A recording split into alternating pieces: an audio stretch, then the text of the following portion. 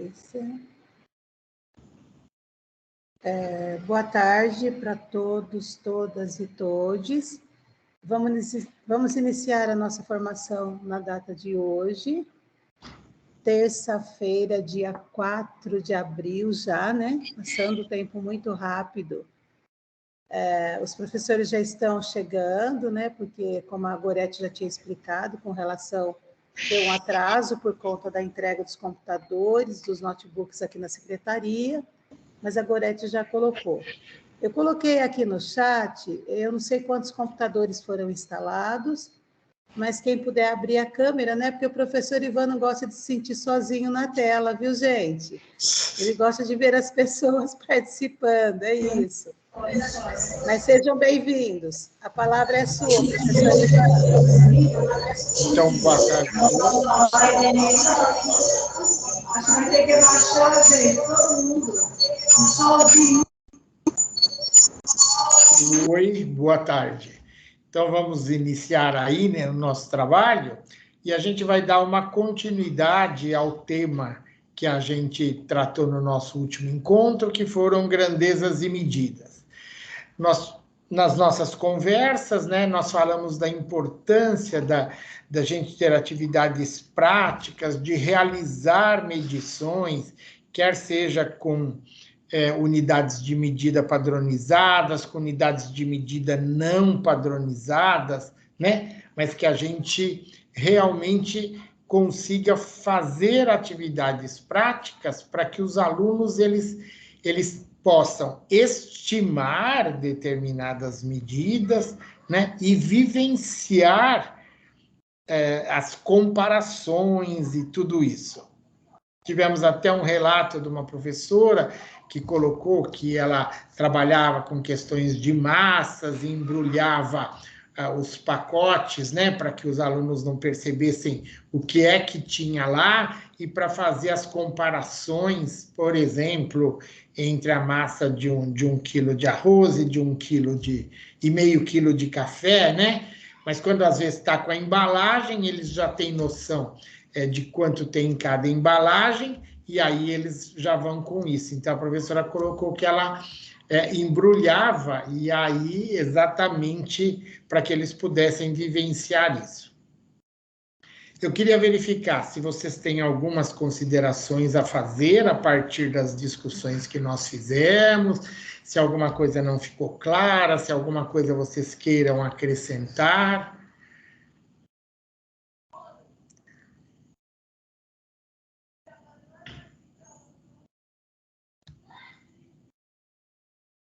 Não.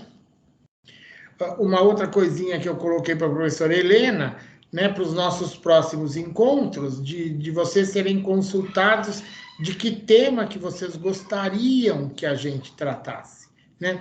A gente tem algumas coisas na cabeça da gente que a gente considera interessantes, mas, de repente, vocês têm algumas necessidades e que seria interessante que a gente soubesse exatamente para a gente trabalhar naquilo que vocês sentem mais ou necessidade, ou querem avançar em algumas discussões. Então, que depois vocês tenham um tempo para discutir aí entre vocês e encaminhar para a professora Helena, para a Patrícia, para que elas encaminhem para mim, para eu organizar o nosso próximo encontro. Com relação à discussão do nosso último encontro, tem alguma consideração que vocês queiram fazer?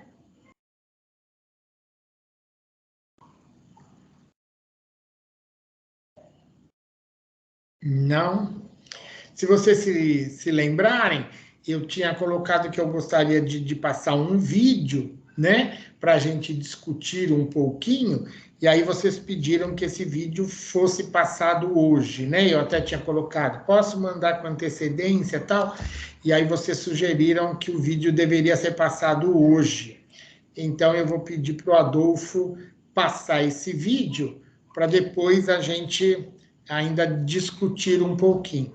E se a gente ainda tiver tempo no dia de hoje, teve um dia se eu não me engano, a professora Helena tinha me dito, que aí, de forma geral, existem alunos que não fazem a escrita convencional dos números naturais, e aí a gente vai discutir um pouquinho alguns recursos didáticos que a gente poderia utilizar, né, para que eles possam avançar na escrita numérica convencional, tá? Mas então, a primeiro momento, nós vamos passar esse vídeo.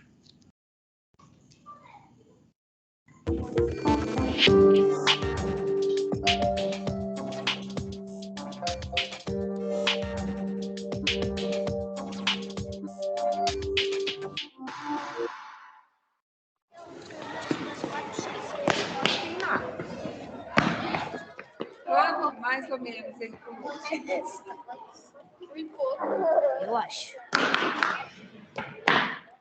Escola Estadual Professor Daily Rezende França, Zona Norte de São Paulo. Quem passa pela quadra, meio distraído, pode achar que os alunos do 5º ano estão brincando.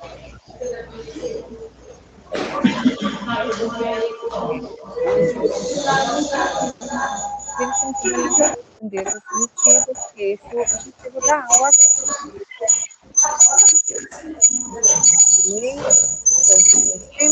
Né? Então, vai ajudar a medir lá para ver quanto mais ou menos aonde parou o pé dele. Ajuda segurando lá. Para ele poder travar. Vai, Bruno. Vê se está certo, José. Aí? Foi aí? Mais um pouquinho. Mais um pouquinho. Aí? Então, trava a trena. E vem ajudar a olhar onde está, José, agora. Olha no de baixo, na medida de baixo. Aqui. Então, marca. Vai lá marcar. Grandezas e medidas. O assunto é um dos 4 eixos que o Ministério da Educação estabelece para o ensino da matemática. Os parâmetros curriculares nacionais definem que a criança deve aprender a comparar grandezas da mesma natureza, por meio de estratégias pessoais e uso de instrumentos de medida conhecidos. Os parâmetros, grandezas e medidas ganham destaque, ganham relevância, né? Porque esse tema se conecta com todos os demais. Quer dizer, o campo de grandezas e medidas se articula com o campo numérico, com o campo das figuras, das formas, e também com o campo estatístico. Então, ele é um campo integrador. E dentro das medidas, a gente pode incluir o sistema monetário, porque o dinheiro pode ser entendido como uma medida do valor das coisas. Do ponto de vista da relevância social, esse tema é extremamente importante. A gente mede tudo o tempo inteiro, né? Este vídeo gravado na Escola Professor Daily Rezende França, durante uma sondagem do diretor Ivan Rodrigues, mostra o processo de aprendizagem de medição do comprimento. Olha o que eu vou fazer para ter uma ideia do tamanho desse banco. Quanto você mede? 1,47 está perto de 1,5 metro? Não. 3 centímetros. 3 centímetros é mais ou menos isso. Então está perto de 1,5 metro? Tá. Então vem cá um pouquinho. Ó, eu pergunto para vocês, será que dá para a gente ter uma ideia do tamanho desse banco? 3 metros. As crianças acabam brincando, criando brincadeiras, e aí você cria um espaço matemático também no espaço físico da escola. Então, a gente tem tido o hábito aí nesses anos de utilizar aqui o pátio coberto, sempre com situações que permitam às crianças essa exploração numérica. Porque, ó, até aqui tem quanto? 1,47 m, quase 1,5 m. Ó, eu vou pegar aqui e agora ele vai... Levanta. A cabeça está aqui. Olha lá, ó. Quanto deve ter esse banco? 2,10 metros? Mas ele não tem 1,5 m? Deu um Felipe do lado de lá, um Felipe do lado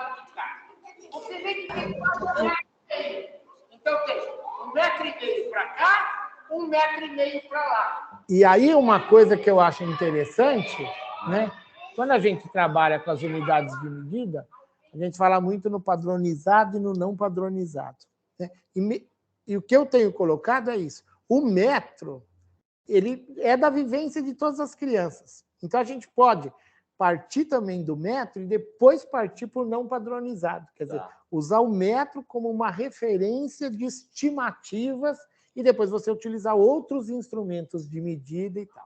Né? E aí eles estavam medindo o banco, depois foram medir o portão.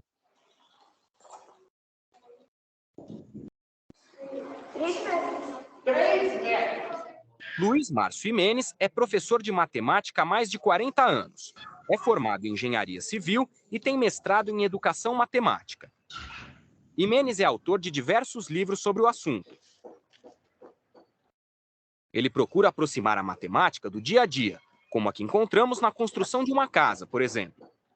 A presença da matemática numa obra é bastante marcante, né?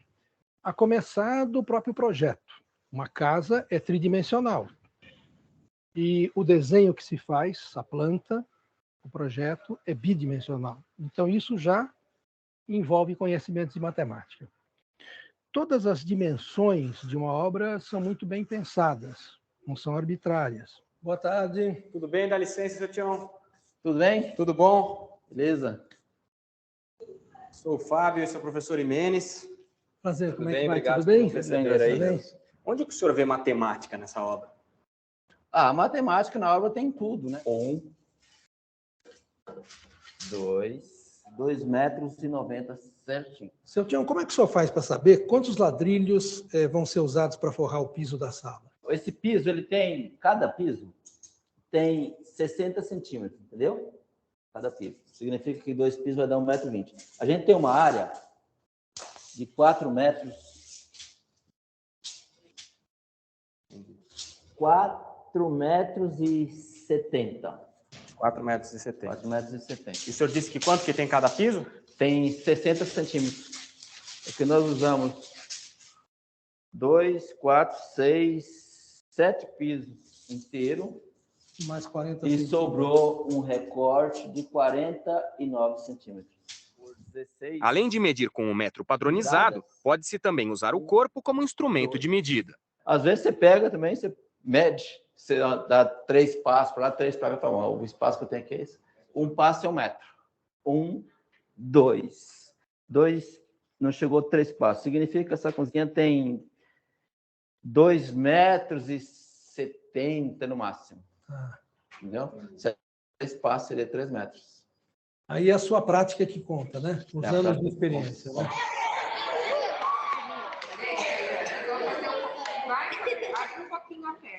Na Daily Rezende França, a professora Sônia ensina o que é perímetro, ao mesmo tempo que exercita os alunos na prática de estimar medidas. Isso. Não precisa dar o dedinho em volta, só em volta. Isso. Sim.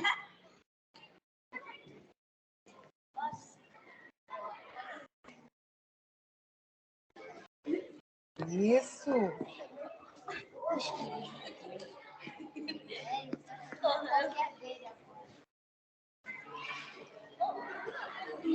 Fez o contorno para medir aí, ó, o perímetro. E agora? Vou usar a trena de novo? Não vai ficar muito difícil? Um barbante? Aí a gente pode pegar um barbante e aí depois do barbante? Tira no cadarço, aí estica ele e vai medindo com a régua com uma fita métrica. É porque tá no concreto. Porque se só falar o abstrato para essa idade é muito complicado, né? Então, eles vivenciando, fica bem mais fácil. Isso, soltando sempre o barbante, sempre soltando o barbante. Solta. Quanto mais soltinho...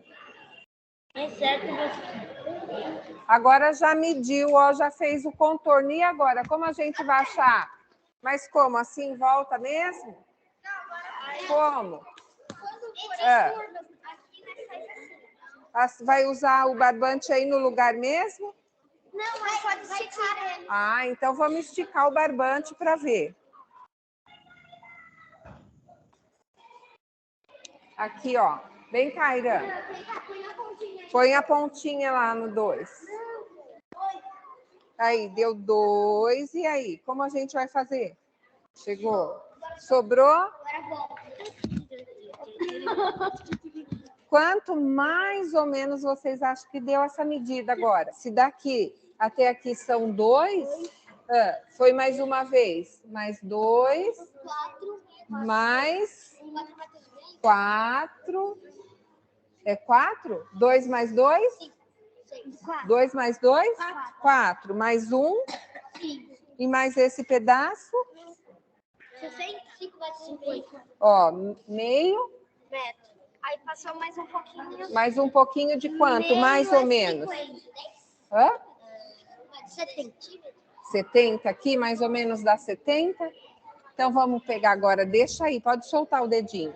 E olha só que interessante. Além de aprender grandezas e medidas fora da sala de aula, os meninos não precisam fazer conta. Usam cálculos de aproximação. Mas a matemática, professor Imenes, não é ela uma ciência exata? Há uma orientação bastante clara em todos os documentos oficiais que a gente tem hoje, do MEC, da Secretaria de Educação, para que se trabalhe, para que se explore as estimativas, aprender a estimar, né? E isso tem muito a ver com as medidas. As pessoas têm que ter ideia de quanto é um metro, né? Quanto é um metro? Um metro é mais ou menos isso aqui, né?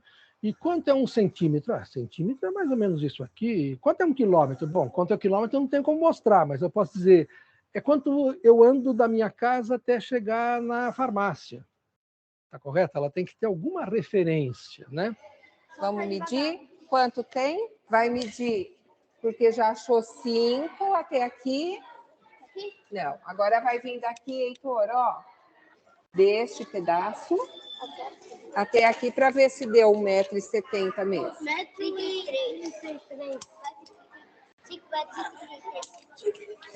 5 metros? Não, olha aqui, ó. Aqui 50, 60, 70, 80 e 86. Então, 5 metros. E 86 centímetros. Medida estimada com auxílio do barbante, 5 metros e 70 centímetros. Resultado alcançado com o uso da trena, 5 metros e 86 centímetros. Mas e as crianças? O que elas acham? Uma coisa que a gente não consegue aprender na classe, mas sim aqui fora. É porque aqui, ó, dá pra gente aprender metro, centímetro, tudo que não tava na sala, igual ele falou. Porque ela tem vida e o espaço. E se fosse todo mundo que fez aqui, não ia dar. Aqui na classe é melhor fazer com a métrica do que no caderno. Ficar escrevendo. Que dá para aprender muito mais coisas. Aí depois pega o papel, ou cola, ou guarda. E outra coisa muito importante que tem a ver com tudo isso é o cálculo mental, né? Que ele está relacionado com as estimativas, com as medidas, e que estas pessoas que trabalham, que usam matemática no seu dia a dia, como numa obra ou no comércio, elas têm um cálculo mental bastante desenvolvido. A matemática tem uma presença bastante marcante na vida das pessoas porque ela está no mundo. O nosso mundo é bastante matematizado. Por isso, a importância cada vez maior das pessoas aprenderem matemática na escola. Na parte de baixo, lembra? Porque em cima polegada, embaixo 1,50 m. É a única área do conhecimento que pode ser reinventada. E isso é gostoso da gente ver nas crianças, né? Se a gente dá as oportunidades, elas reinventam. Eu não vou dizer que inventam porque não são as primeiras, certo? Mas elas reinventam matemática. A gente tem as estruturas mentais possíveis para isso. Certo? Isso é muito fascinante.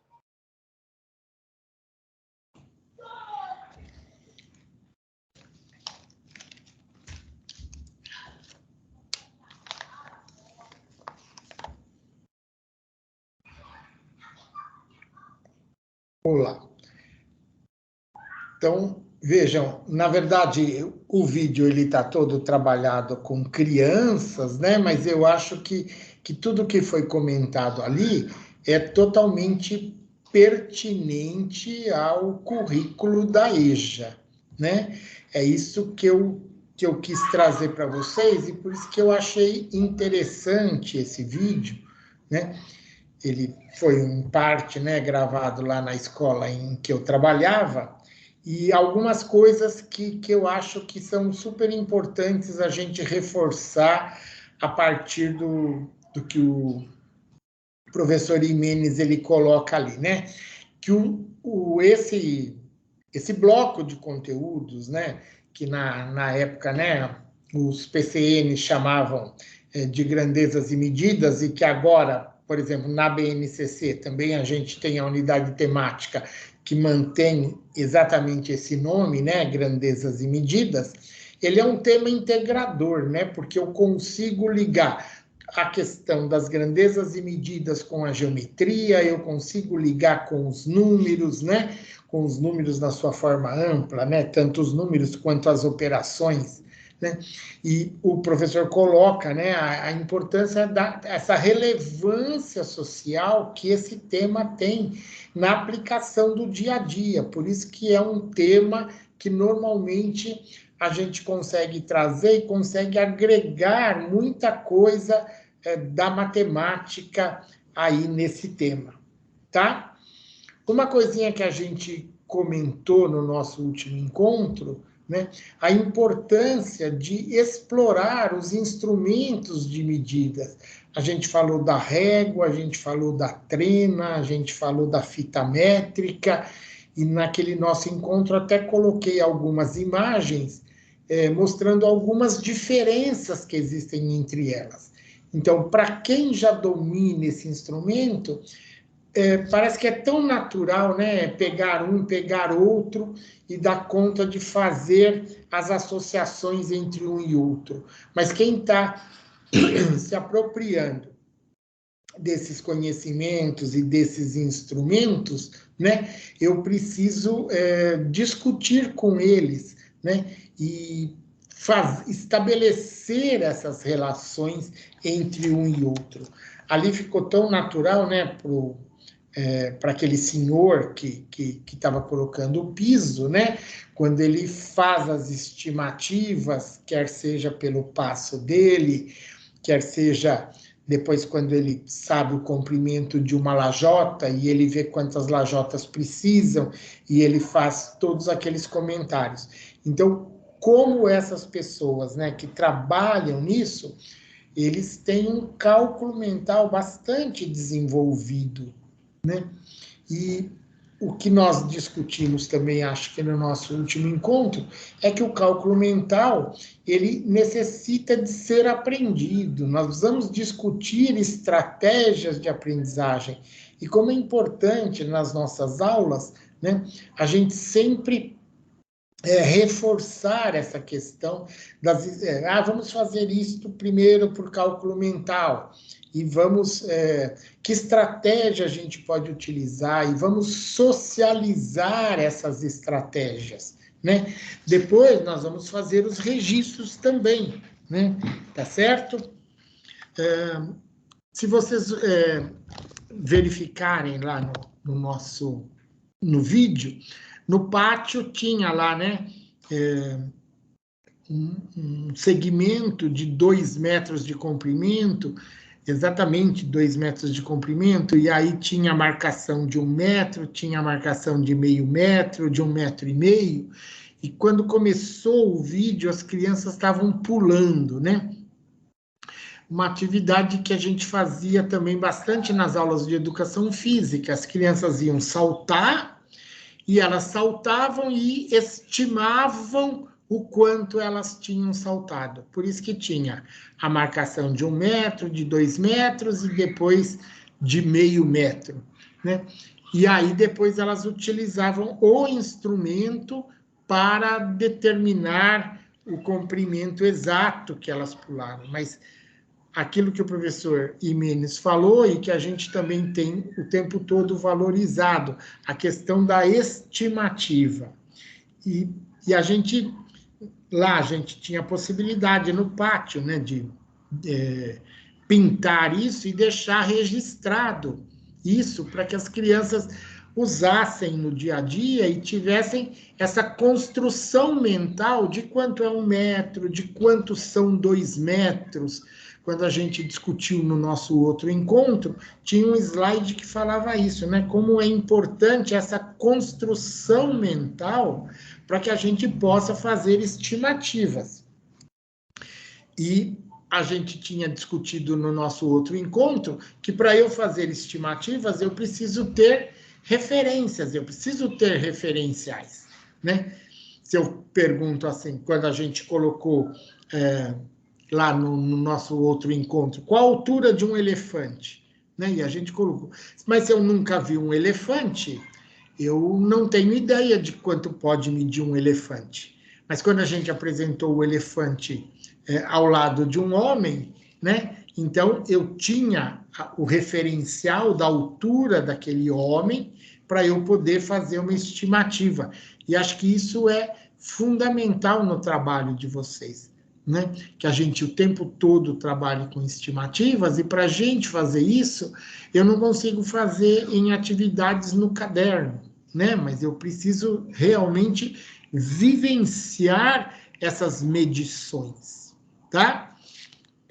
No vídeo também tinha um pedaço que as crianças até estavam riscando com giz a parte de dentro de um quadrado, e eu desenhava no pátio um quadrado de 1 metro de lado, exatamente para que as crianças tivessem ideia de quanto significava 1 metro quadrado.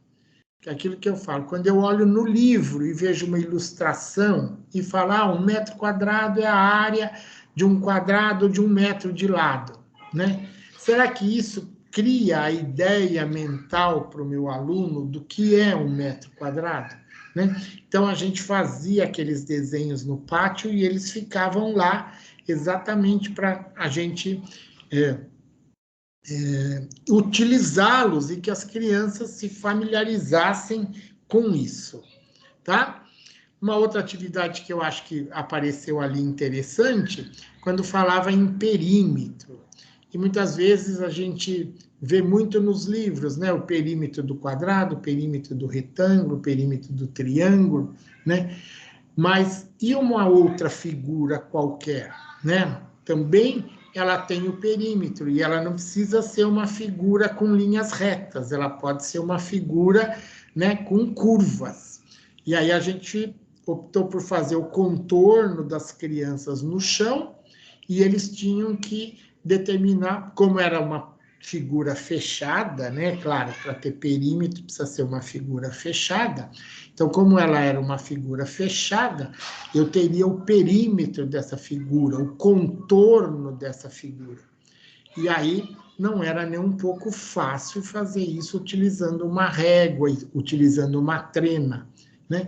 E aí utilizaram o recurso de usar o barbante, contornar, né, com o barbante o que eles tinham contornado com o giz e fazer a medição. E o tempo todo trabalhando com a estimativa. E depois utilizaram aquilo que já estava desenhado no chão, que equivalia a 2 metros, né? E eles fizeram aquilo para chegar ao resultado correto utilizando a trena. E aí viram que o resultado correto, ele não foi muito distante da estimativa. Por quê? Porque eles tinham referenciais para fazer essa estimativa, tá? E para finalizar aqui o meu comentário, e depois se vocês quiserem complementar, tem uma hora que tem um menininho que fala que meio é 50. Eu não me recordo se a gente tinha discutido isso no nosso encontro passado, mas como é muito forte a questão de meia hora ser associada ao número 30, né? E de forma correta, claro, meia hora, 30 minutos. Mas muitas vezes se acaba levando esse 30 para metade de outras medidas. Então, às vezes, você pergunta para um aluno 1,5 metro, né? Existem alunos que vão falar que é 1,30. Ele vai associar metade com o 30. E aí vem essa discussão, né? Mas metade de quê? Ah, metade do metro. E aí eu vou relacionar o metro com o centímetro, né? 1 metro, 100 centímetros. Meio metro, 50 centímetros, tá?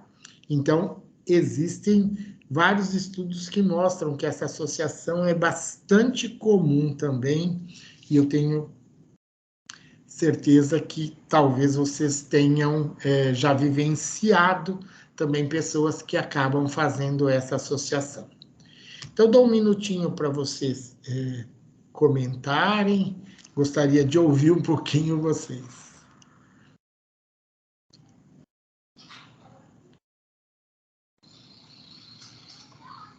O vídeo foi interessante, sabe? São algumas coisas que eu acabo não tendo muito sentimento se eu não ouvir a manifestação de vocês. Eu queria estar sempre trazendo alguma coisa que fosse ao encontro do que vocês gostariam de ter, né? E aí eu preciso desse comentário de vocês. Eu acho que o professor quer falar, mas está com o microfone fechado. Não?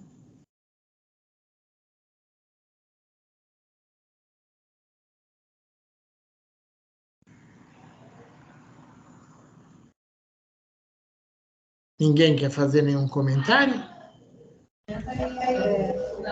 Professor, hoje nós tivemos um probleminha aqui de áudio.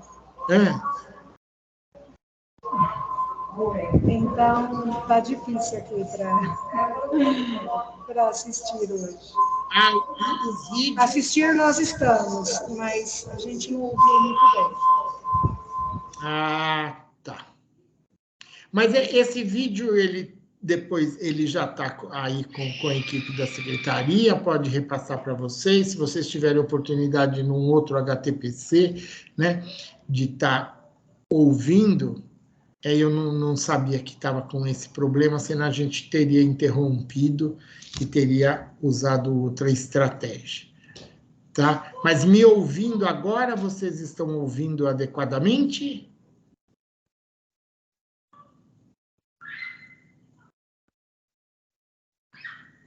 Não?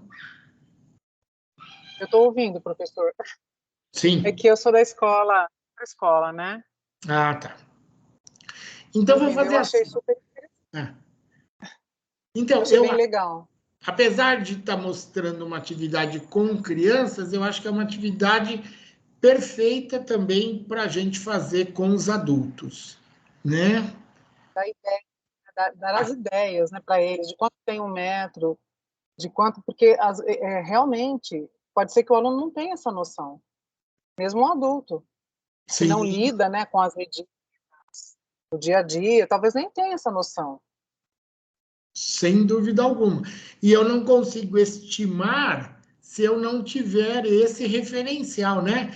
Aquilo que a gente falou, eu entro na sala de aula e pergunto, quais as dimensões da sala de aula, né? Se eu não tenho noção de quanto é 1 metro, eu não tenho referencial para dizer qual é a medida do comprimento, qual é a medida da largura, né? Eu me lembro de uma atividade que nós estávamos fazendo com as crianças e tinha um animal, uma baleia, né? Que media 20 metros de comprimento. A gente estava lendo um texto. E aí, o que são 20 metros, né? E aí, uma criança comentou, né? A gente já fez a medição do comprimento da sala de aula. E a sala de aula deles, né, que era bastante convencional, 7 metros de comprimento. E aí nós fomos para o corredor, né, das salas de aula. Então, se o comprimento de uma sala de aula são 7 metros, mais 7, 14, mais 7, 21. Olha, então a gente tem o comprimento de 3 salas de aula, né, me dão praticamente o comprimento da baleia, né? Porque, senão, acaba não tendo nenhum elemento de comparação, né, como é fundamental, né, esse tema grandezas e medidas, ele ser feito mesmo o tempo todo com atividades que propiciem realizar medições, tá? Tudo bem? Eu vou falar um pouquinho desta recitação e contagem. Eu estou fazendo um trabalho. Eu estou fazendo um trabalho numa comunidade, né? E as pessoas que querem vão lá e assistem minha aula, né? Eu fico lá de plantão, 2 dias na semana, num determinado período, e a gente recebe crianças, recebe adultos, né? E eu tenho uma menina que ela tem algumas dificuldades bem graves, e ela quer trabalhar na cozinha, né? E a gente tem trabalhado bastante com a questão da contagem, com a questão do trabalho com receitas, com as medidas, né? E como tem sido importante, né, essa questão da contagem com ela, né? Principalmente a questão dos ovos, por exemplo. A semana passada a gente estava trabalhando isso, né? Uma cartela de ovos. Ela falava assim, então, eu comprei uma cartela de ovos. E aí eu falava assim, e quanto tem? Será que dá para pensar em termos da dúzia, né? Até para a gente comparar com preços, né? Se a gente for comprar a dúzia de ovos, se é vantajoso a cartela, se é vantajosa a dúzia, né? E aí a gente tem trabalhado bastante a contagem.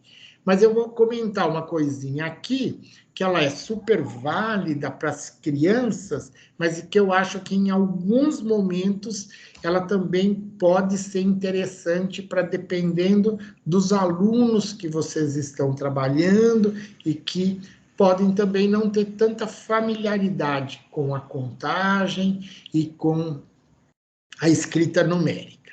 Então, nesse primeiro slide, eu coloco aqui, né? A gente verificar a questão da recitação e a questão da contagem. É importante, no ensino dos números naturais, diferenciar recitação e contagem. Na recitação, aqui eu estou usando criança, mas na verdade é qualquer pessoa, tá? Na recitação, uma criança pode repetir de memória a sequência numérica sem pensar em quantidade. É muito comum a gente pegar os avós e os avós falarem assim, né? Meu netinho de 3 anos sabe contar até 20. E aí a gente sempre fala, né? Será que ele sabe contar até 20? Eu acho que ele sabe recitar até 20, mas uma criança de 3 anos provavelmente não sabe contar até 20, às vezes não sabe nem contar até 3, até 4, né? Apesar dela saber recitar até 20, até 30.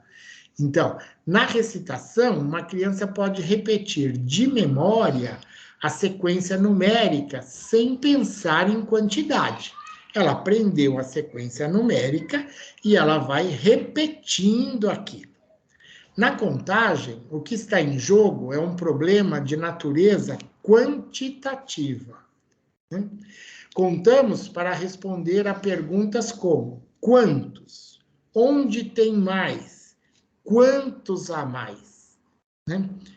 Então, vejam, para eu contar, eu preciso saber a sequência numérica, né? Para eu contar, eu realmente preciso saber a sequência numérica. Mas só o fato de saber a sequência numérica não garante que eu saiba contar. Eu preciso estabelecer uma correspondência, né, entre aquilo que eu estou falando e os elementos que eu quero contar, os elementos daquela coleção. Então, veja, a contagem de objetos.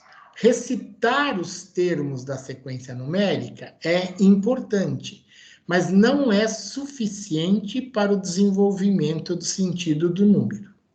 É fundamental criar oportunidades para que seja feita a contagem de objetos de uma coleção e, dessa forma, a criança sente a necessidade de conhecer os termos da contagem oral e de relacionar os números aos objetos.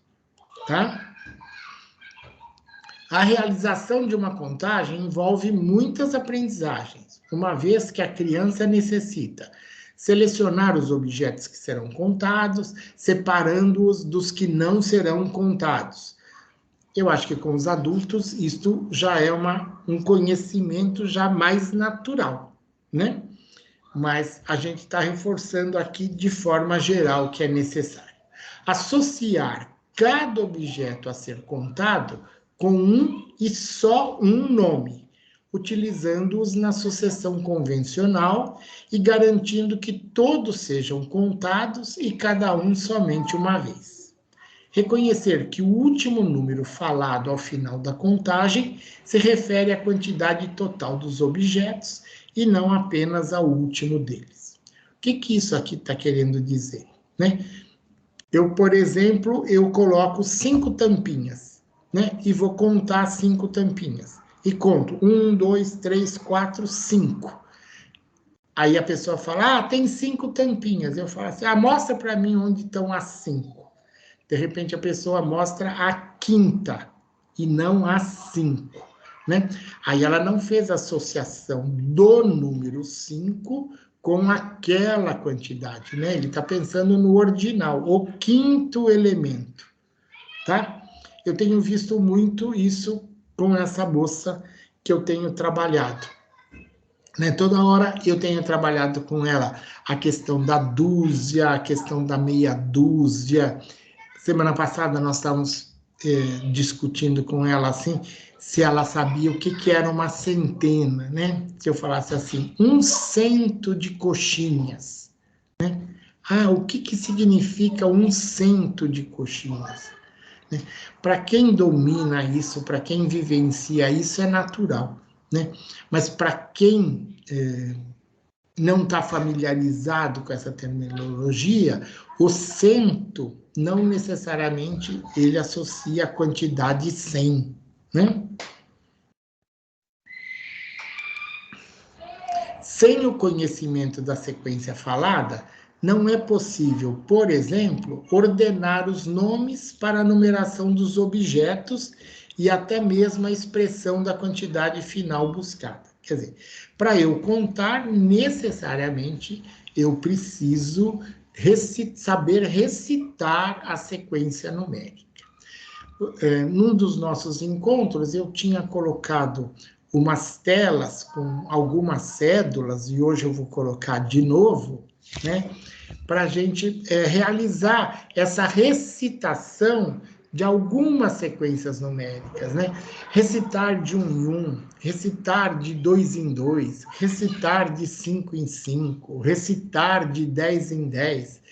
E aí, vocês, né, que estão trabalhando com esse grupo de alunos aí, daqui a pouquinho já vai completar 2 meses aí de trabalho com eles nesse semestre, né? Vocês conhecem o seu grupo e sabem, né, as necessidades aí e os desempenhos deles. Assim, o conhecimento da sequência numérica oral é uma ferramenta importante para a ação de contar e avaliar quantidades de objetos, tá? Vejam, quando a gente conta, né, é muito fácil, né, contar de 1 a 9, e às vezes o embaraço para algumas pessoas é o que vem depois do 9, o 10. Aí eu começo a contar o 10 e conto o 11, o 12 e chego até o 19. E aí o embaraço pode ser no 20, né? Toda vez que termino, né, um número em 9, o número seguinte, ele pode ser um pouquinho de desafio, tá? E não sei aí, né, se há necessidade, mas, por exemplo, da exposição de um quadro numérico, né? com essa pessoa que eu tenho trabalhado bastante esse quadro numérico para que ela se familiarize com os números e ela possa indicar para mim os números também. Ela consegue, né, falar a sequência numérica, né? Em alguns casos, não totalmente. Deixa eu só acender a luz aqui.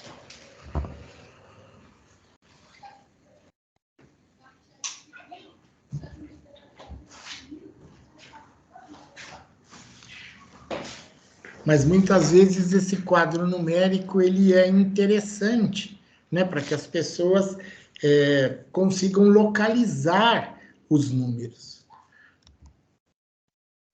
Eu também gosto de colocar este quadro numérico, né, então, onde eu tenho de 1 a 10, de 10 a 100, de 100 a 1.000, de 1.000 a 10.000, aí vai da apreciação aí de vocês do quanto seria interessante, tá?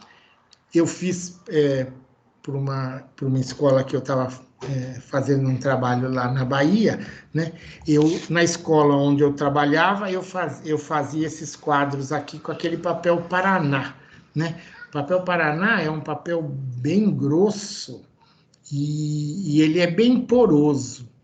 Então, você fazendo e trabalhando com pincel atômico, né, ele pega bem e mesmo que você ponha perto da janela, ele não vai desbotar. Então, você consegue ter um quadro numérico desse aí por muitos anos, né? E quando a gente faz na cartolina, eu falo, questão às vezes, dependendo do lugar onde está, em 15 dias, o cartaz já clareou tudo, as pessoas nem conseguem mais enxergar os números que estão escritos ali, né? Então, esse papel ele é um pouquinho mais caro, mas eu acho que vale a pena. Chama papel Paraná, né? E ele é bem maior do que uma cartolina, tá? Mas aí eu estava fazendo... Oi? Fiz na cartolina. Mas esse papel Paraná, se a senhora tiver possibilidade, a senhora vai ver que ele é bem mais interessante, né?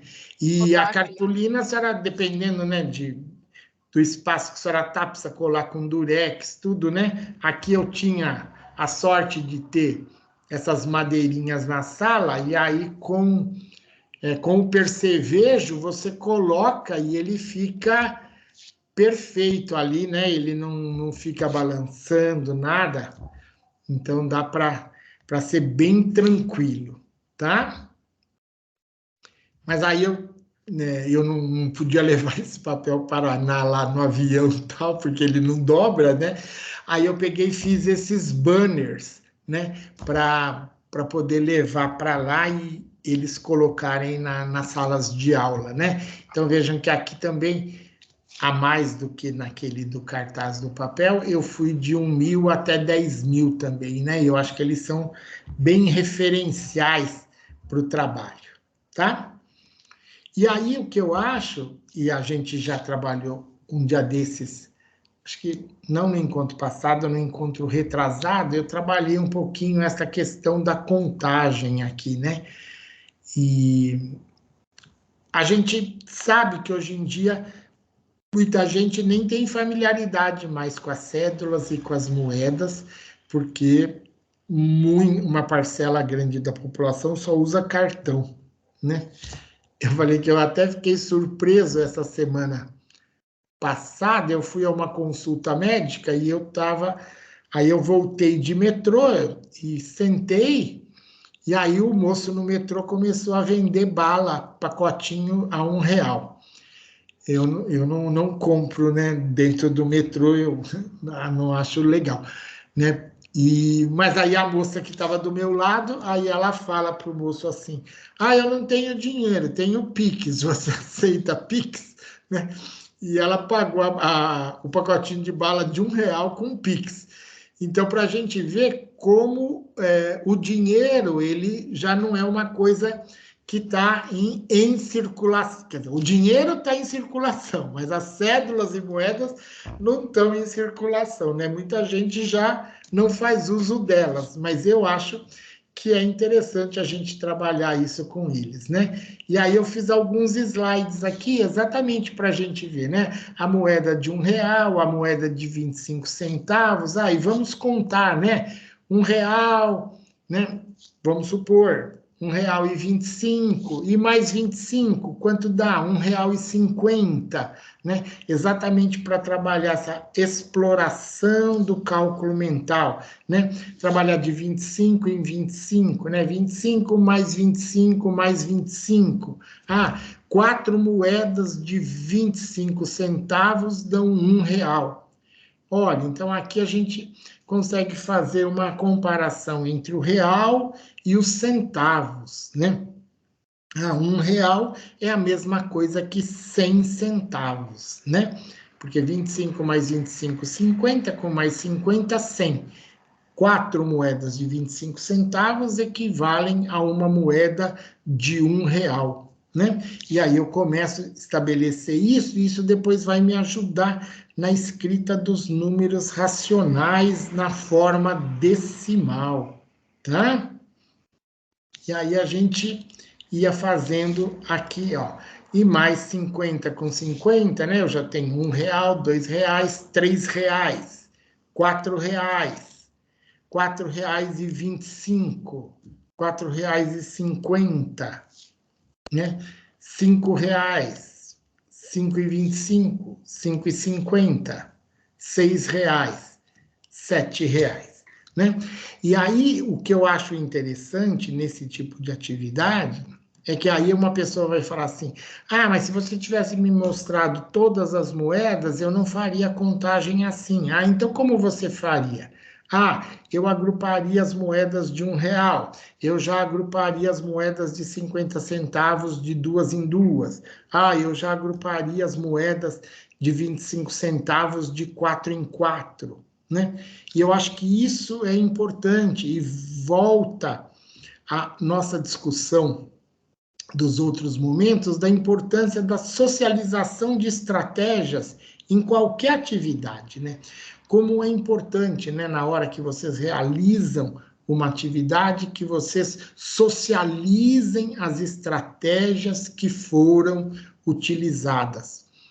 E quando nós voltamos naquele nosso encontro do primeiro dia, quando a gente tinha a tela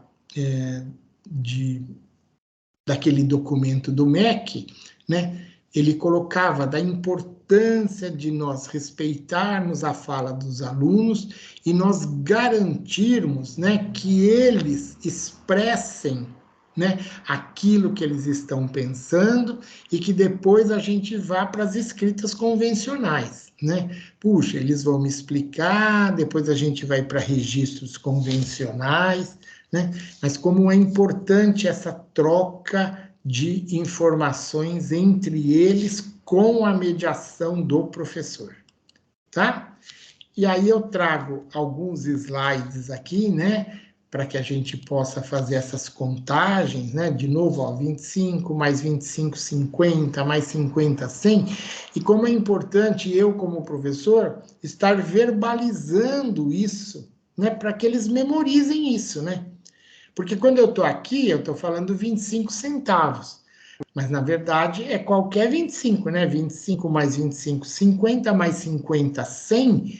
E todos essas memorizações desses resultados, eles vão me auxiliar a resolver outros cálculos, tá?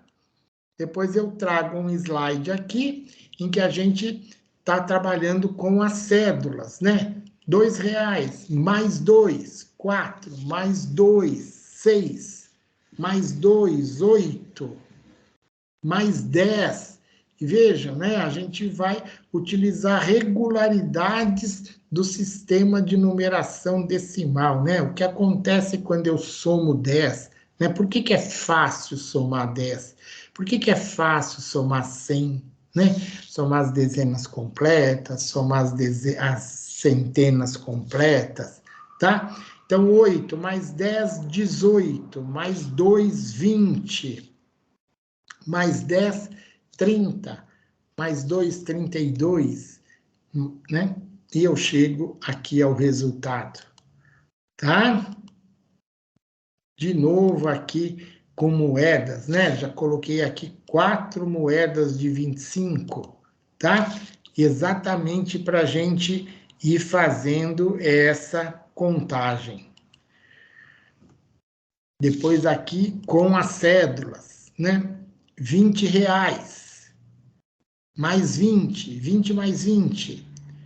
Eu acho que a gente vê na sala de aula, né? Que muitos adultos, às vezes, têm dificuldade de expressar isso, né? Porque não vivenciaram isso, né? O cálculo mental, eu me lembro quando eu fui trabalhar numa escola no ginásio, né? De 5ª a 8ª série, e era uma escola muito grande, e tinha muitos professores de matemática.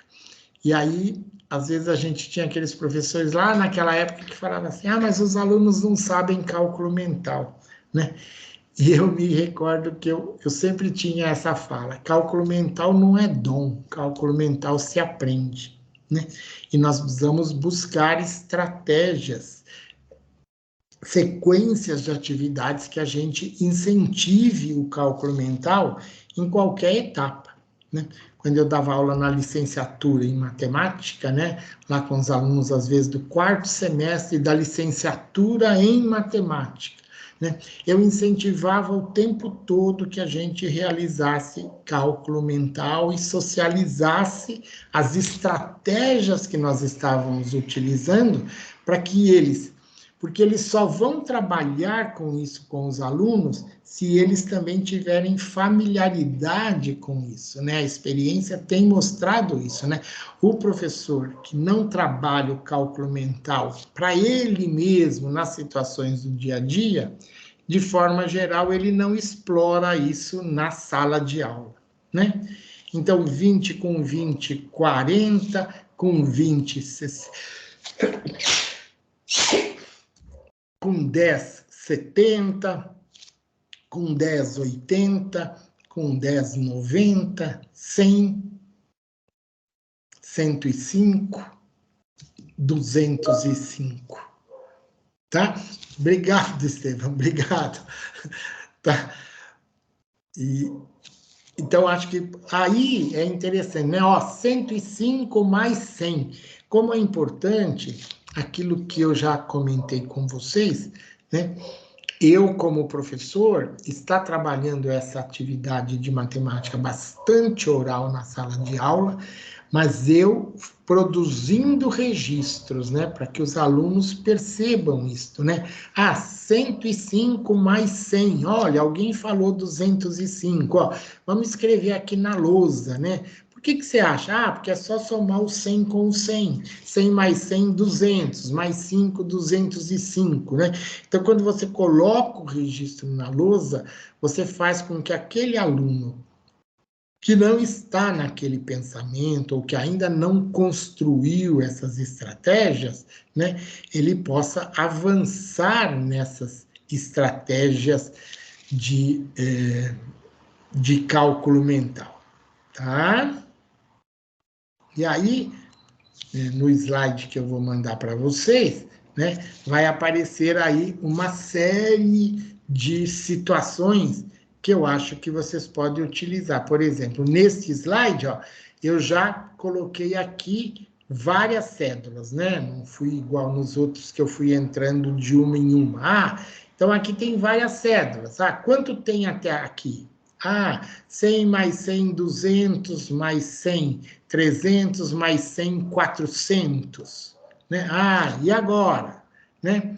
500, 550, 650, 700, 800, 900, 950. Né? Então, como é interessante isto e aquilo que eu digo para vocês, né? Eu coloquei as cédulas da forma como me interessaram para trabalhar com os alunos, né? Mas depois que o slide está todo completo, aí você sempre promover essa discussão. Agora que estão todas as cédulas, como é que você faria? Eu agruparia desse jeito, eu agruparia daquele jeito, né?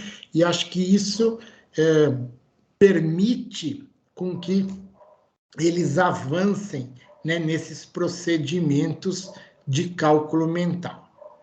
Tá? Algum comentário que vocês queiram fazer até aqui? Não. Eu tenho mais, pelos meus cálculos aqui, 7 minutos, né? Podemos ir para frente um pouquinho? Professora Helena, podemos? Sim, professor Estevam também? Tá bom, obrigado. E aqui, só para dizer, um recurso didático interessante para composição e decomposição de números naturais, né? Estas cartelas sobrepostas. Alguns de vocês talvez conheçam, mas eu acho que elas são interessantes também em qualquer nível, né? Para que as pessoas aprendam a escrever de forma convencional, tá? Então, elas possibilitam o trabalho com a composição e a decomposição de números. São um recurso didático interessante para que, né, eu faça composição, decomposição e me aproxime da escrita numérica convencional. Tá? Então, o que são as cartelas? Né? Suponham que eu tenha aqui, eu construo as cartelas de 0 a 9, né, os algarismos de 0 a 9, depois eu construo as dezenas completas de 10 a 90, e, por exemplo, eu construo as centenas completas de 100 a 900. E aí não tem limite, né? Eu vou para as unidades de milhar, dezenas de milhar, centenas de milhar, né? Até o quanto eu quiser. E aí, só para vocês terem ideia de como se trabalha com esse material, suponha que eu queira escrever o número 568 utilizando essas fichas, essas cartelas. Então, a primeira coisa, né? Eu esperaria que os alunos soubessem ler esse número. Porque uma coisa é escrever, uma coisa é ler, né? Mas se eles não souberem, vejam, né? Eu escrevi lá na lousa isso, e eu quero usar as cartelas, tá? Para eu usar as cartelas e quero escrever o número 568, elas são cartelas sobrepostas. Então, eu sempre vou colocar uma sobre a outra. Então, vamos supor que alguém pegue lá a cartela do 5, do 6 e do 8. E eu discuto com eles o procedimento que eu devo usar. Eu tenho que sobrepor. Então, se eu sobrepuser, eu não consigo enxergar o número 568 aqui. Eu só enxergo o número 5, tá? Então, para eu fazer isso, eu teria que pegar a cartela do 500, eu teria que pegar a cartela do 60 e a cartela do 8. E posicionar essas cartelas sempre a partir aqui da direita, né? E na hora que eu faço isso, então vejam, né? Eu posiciono aqui, respeitando a direita, e aí eu vou sobrepor uma cartela a outra, e aí eu consigo a escrita convencional do número 568. Aqui eu estou fazendo a composição, mas, por exemplo, eu posso dar um número já escrito, né, usando essas cartelas, e também decompor. Para isso, vejam, os meus alunos, eles têm que saber o 100, o 200, o 300, o 400, o 10, o 20, né? Isso, eles precisam estar familiarizados, pelo menos com as dezenas completas, com as centenas completas. E aí, aqueles quadros numéricos que a gente mostrou, eles são um excelente apoio, né, para a gente recitar e para ele poder consultar quando ele precisa. Eu acho que o nosso tempo agora praticamente se esgotou hoje, né?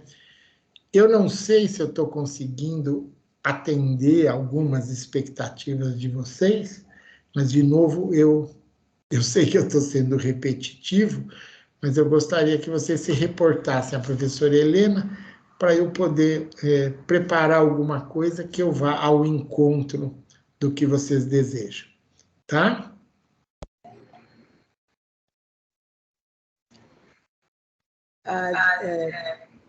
A diretora Goretti, professor, vai conversar com os professores, a Miriam também, que está como coordenadora da escola, do NEJA, né? E também Eliana do CAIC Rubens Cruz vão estar passando aí algumas informações, aí eu repasso para o professor, pode ficar tranquilo.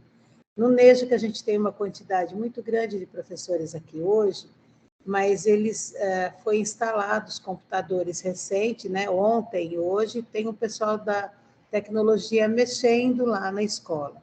Então, por isso a dificuldade, a gente vai estar organizando para o próximo encontro, a gente possa estar aí, possa estar tudo bem, porque cada professor vai estar com seu notebook já, que vai estar recebendo aqui da secretaria, tá bom? Mas, como a gente está em cima da hora, algum professor quer fazer alguma colocação? Cadê o nosso amigo Estevão, que sempre faz aí a ponte com os professores? Tudo bem? Eles estão sem som por lá. Helena, você me ouve? Desliga aí, gente. Não dá? Peraí, vou desligar.